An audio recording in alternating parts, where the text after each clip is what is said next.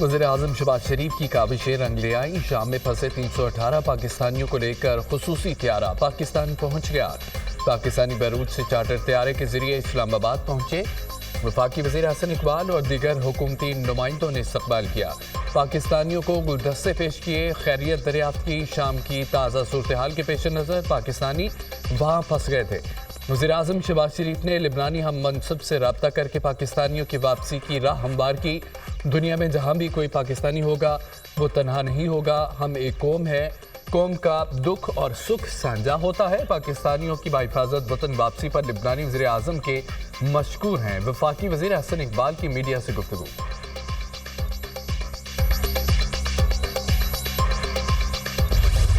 हमने कभी दरवाजे बंद नहीं किए। हम आज भी चाहते हैं कि बातचीत हो, खुले दिल से हो और सियासी फिक्र के साथ हो। तलवार मत लटकाएं हमारे सरों के ऊपर। आप अगर बातचीत करना चाहते हैं सो बिस्मिल्लाह, बातचीत करें, हम तैयार हैं। सिविल नाफरमानी की तलवार लटकाकर कौन से मुज़ाकरात कर रहे हैं? कहा गया कि फलां तारीख तक मुज़ाकरात ना किए तो सिविल नाफरमानी शुरू होगी। अगर पीटीआई बात करना चाहती है तो बिस्मिल्लाह आएं, बात करें, हम तैयार हैं। हमारे सरों पर तलवार मत लटकाएं, नहीं चाहते फसाद हो। पुराने तरीकाकार को तर्क करें। बानी पीटीआई कहते थे कि चोरों डाकुओं से बात नहीं करेंगे, अब इतने बेकरार क्यों हो? मुज़ाकरात के लिए शराइत लाजिम होती हैं, गैर मशरूत मुज़ाकरात कैसे हो सकते हैं? हमने कभी दरवाजे बंद नहीं किए। बातचीत हो, खुले दिल से हो। सेनेटर इरफान सिद्दीकी का सेनेट में इजहार ख्याल। सेनेटर तलाल चौधरी बोले, फैज़ हमीद को बचाने के लिए मुज़ाकरात का ढोंग रचाएगा। बात ज़दाओं तक पहुंची तो ये घबरा गए, इसलिए मुज़ाकरात की बात हो रही है। जब भी हमने मुज़ाकरात की बात की तो इसे हमारे कमज़ोरी और अपनी फतह समझा गया। आप तो हमें चोर और डाकू कहते थे कि अब हम चोर और डाकू नहीं हैं। आप तो कहते थे ये पार्लियामेंट जाली है, तो अब इस जाली पार्लियामेंट से मुज़ाकरात कैसे?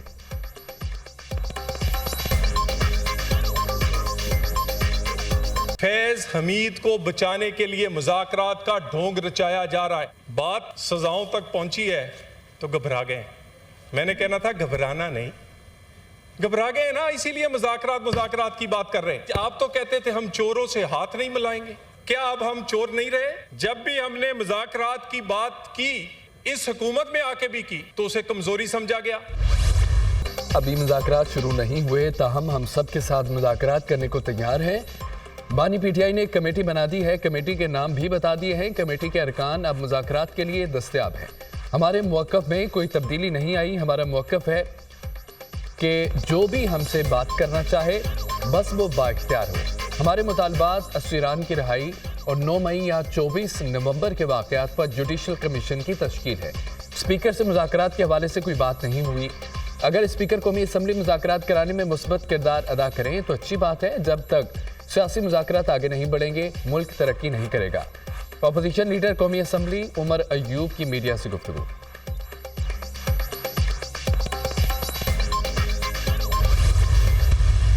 जहाँ तक ताल्लुक है बात करने का, अगर मुझे अप्रोच किया गया तो मैं नेचुरली गवर्नमेंट और उनकी एलाइज तक ये पहुंचा दूंगा पैगाम कि ये आए हैं, बात करना चाहते हैं। मैं फैसिलिटेटर का रोल ज़रूर प्ले कर सकूंगा, मैं डिसीजन मेकिंग तो नहीं कर सकूंगा। बैरिस्टर गौहर उमर अयूब मेरे घर ताज़ियत के लिए आए थे। असद कैसर ने कहा कि बानी पीटीआई ने 5 रुकनी कमेटी बना दी है। बस इतनी गुफ्तगू हुई। पीटीआई की तरफ से मुज़ाकराती कमेटी बनाना नई पेशरफ्त है। स्पीकर कौमी असम्बली सरदार अयाज सादिक की दुनिया न्यूज़ के प्रोग्राम नुक्ता नज़र में गुफ्तगू। कहा, हुकूमत और पीटीआई के दरमियान बातचीत होनी चाहिए। मुज़ाकरात से मुतालिक अभी हुकूमत के इरादे का नहीं पता। अगर मुझे अप्रोच किया गया तो सहूलतकार का रोल अदा कर सकूंगा। जब तक वो खुद नहीं कहते तो मैं कैसे रोल अदा कर सकूंगा? दीनी मदारिस बिल पर जो एतराज़ आया हमने वापस भेज दिया था।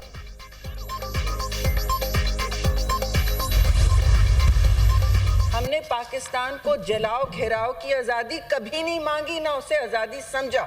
आपने जो आज़ादी मांगी, आप लोगों ने गाली गलोच का राज बढ़ा के भड़काया।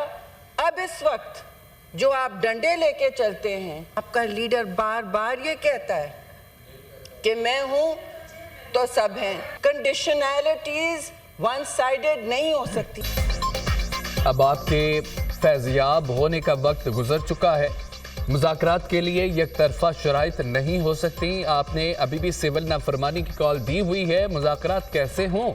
ये सुबह कुछ बात करते हैं, शाम को नई हिदायत आ जाती है। तहरीक इंसाफ ने रियासत पर हमला किया, आप कौम से माफ़ी मांगे, फिर ट्रुथ कमीशन का देखेंगे।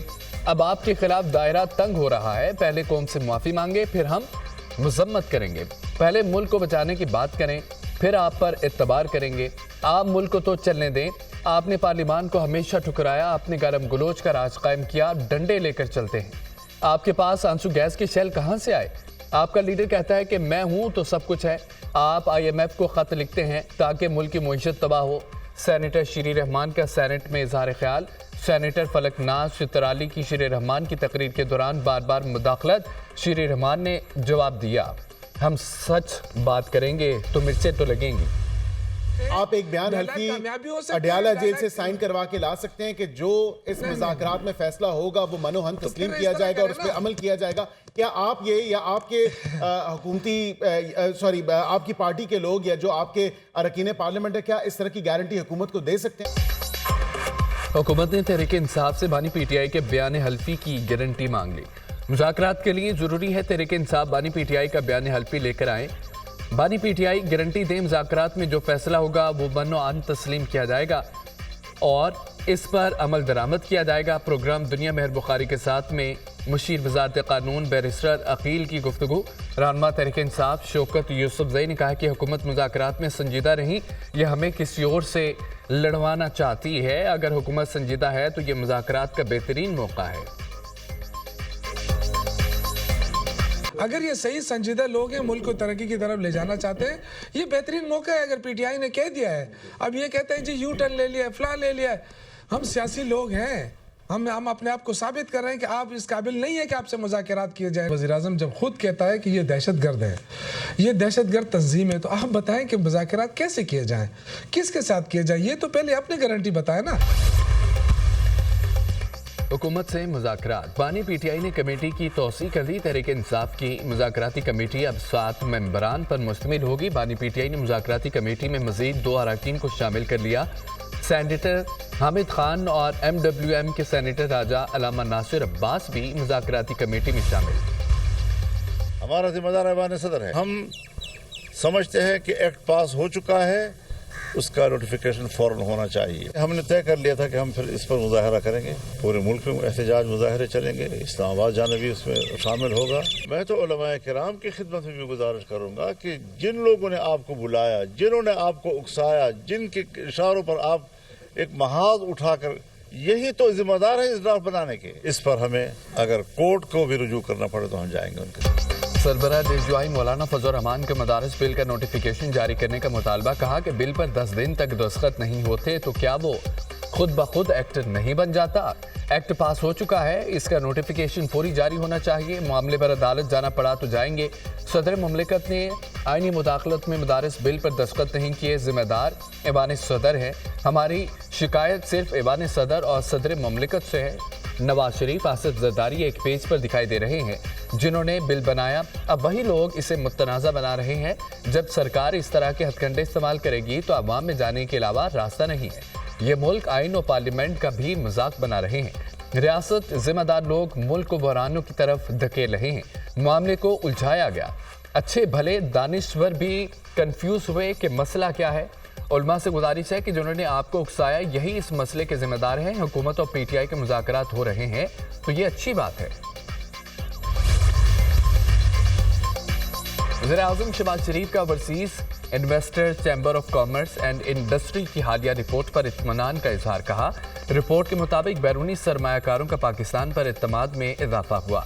मुल्क में कारोबार करने के लिए माहौल में बेहतरी आई है। पाकिस्तान के बारे में आलमी सोच मनफी 10% से निकलकर 31% मुस्बत पर आ चुकी है, जो इंतहाई खुशाइंद है। पाकिस्तान में रोजगार के मौके बड़े हैं।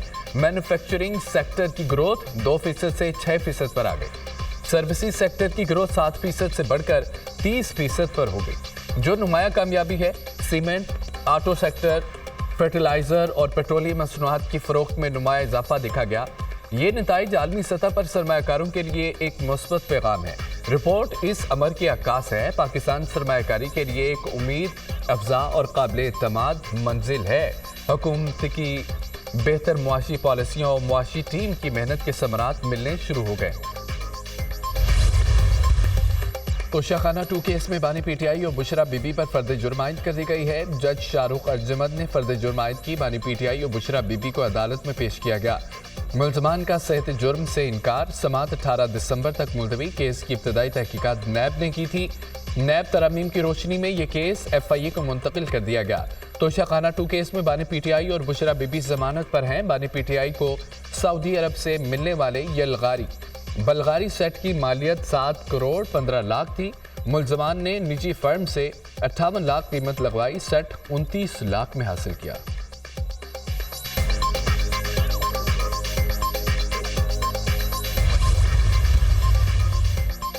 تھانہ شادمان جلاؤ گراؤ کیس، شاہ محمود قریشی، یاسمین راشد، محمود الرشید پر فرد جرم عائد۔ اے ٹی سی لاہور نے آئندہ سماعت پر گواہوں کو طلب کر لیا۔ سماعت 19 دسمبر تک ملتوی۔ عدالت نے عسکری ٹاور جلاؤ گراؤ سمیت دیگر مقدمات میں کارروائی 23 دسمبر تک ملتوی کر دی۔ اے ٹی سی جج مناظر علی گل نے کوٹ لکھپت جیل میں سماعت کی۔ چیف جسٹس یحییٰ افریدی کا سپریم کورٹ کراچی رجسٹری کا دورہ۔ چیف جسٹس یحییٰ افریدی کی زیر صدارت جیل اصلاحات سے متعلق اہم اجلاس۔ Chief justice Sindh high court, I G Sindh barrister Haya Iman زاہد اور دیگر کی شرکت۔ جیلوں کا جائزہ لے کر اصلاحاتی پیکج کی تیاری کے لیے ذیلی کمیٹی تشکیل۔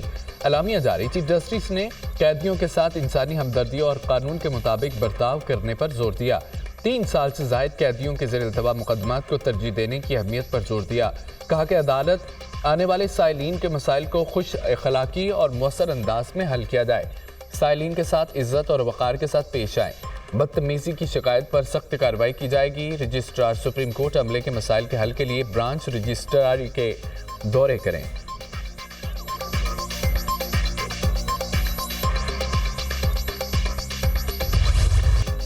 ملٹری کورٹس کا پورا کیس آرٹیکل 8 کے گرد گھومتا ہے۔ جو شخص آرمڈ فورسز میں نہیں، وہ اس کے ڈسپلن کے نیچے کیسے آ سکتا ہے؟ ایک شخص محکمہ زراعت میں ہے، اس پر محکمہ زراعت کے ڈسپلن کا اطلاق ہوگا۔ کیا غیر متعلقہ شخص کو ڈسپلن کے نیچے لانا آرٹیکل 8 کی خلاف ورزی نہیں ہوگی؟ جسٹس جمال مندوخیل کہ فوجی عدالتوں میں سویلین کے ٹرائل کے خلاف اپیلوں پر سماعت میں ریمارکس۔ جسٹس محمد علی مظہر نے کہا ہے کہ کیا 5 رکنی بینچ نے آرمی ایکٹ دفعات کو آرٹیکل 8 سے متصادم قرار دیا؟ آرمی ایکٹ کی دفعات کو آرٹیکل 8 سے متصادم ہونے کا کیا جواز فیصلہ میں دیا گیا ہے؟ وکیل خواجہ حارث نے دلائل دیے، مخصوص حالات میں سویلین پر بھی آرمی ایکٹ کا اطلاق ہوتا ہے۔ عدالت کے پاس آرمی ایکٹ دفعات کو قلعدم کرنے کا اختیار نہیں ہے۔ جسٹس جمال مندوخیل نے استفسار کیا، اس طرح تو اگر کوئی اکسانے کا سوچے اور اس پر بھی آرمی ایکٹ کا اطلاق ہوگا۔ ملٹری کورٹس فیصلے کے خلاف انٹرا کورٹ اپیلوں پر سماعت آج پھر ہوگی۔ سپریم کورٹ نے عادل بازئی کو ڈی سیٹ کرنے کا فیصلہ قلعدم قرار دے دیا۔ الیکشن کمیشن نے عادل بازئی کی قومی اسمبلی رکنیت بحال کر دی۔ عادل بازئی کو ڈی نوٹیفائی کرنے کا نوٹیفیکیشن معطل۔ سپریم کورٹ نے الیکشن کمیشن کے طریقہ کار پر سوالات اٹھا دیے۔ جسٹس عائشہ ملک نے استفسار کیا، عادل بازئی کیس میں حقائق جانچنے کے لیے کمیشن نے انکوائری کیا کی ہے؟ جسٹس عقیل عباسی نے کہا ہے کہ بس بڑے صاحب کا خط آ گیا تو بندے کو ڈی سیٹ کر دو، یہ نہیں ہو سکتا۔ جسٹس منصور علی شاہ نے کہا ہے کہ ایک حلقے کے عوام کو ڈسفرنچائز کرنے کا پیمانہ تو سخت ہونا چاہیے۔ جسٹس عائشہ ملک نے ریمارکس دیتے ہوئے کہا کہ الیکشن کمیشن نے کہہ دیا وہ دستاویز تو سیکرٹ ہے۔ آپ کے پاس 2 بیان حلفی آئے تھے، ایک جیتنے والا کہہ رہا ہے میرا ہے، دوسرا وہ کہتا ہے میرا نہیں ہے۔ آپ نے کس اختیار کے تحت بغیر انکوائری ایک بیان حلفی کو درست مان لیا؟ کیا الیکشن کمیشن یہ کہہ سکتا ہے کہ بس ایک بیان حلفی پسند نہیں آیا، دوسرا آ گیا؟ کیا الیکشن کمیشن ملک کی تمام عدالتوں سے بالاتر ہے؟ جسٹس منصور علی شاہ نے کہا کہ ٹرائل کورٹ کی پاور الیکشن کمیشن کے پاس کہاں سے آئی؟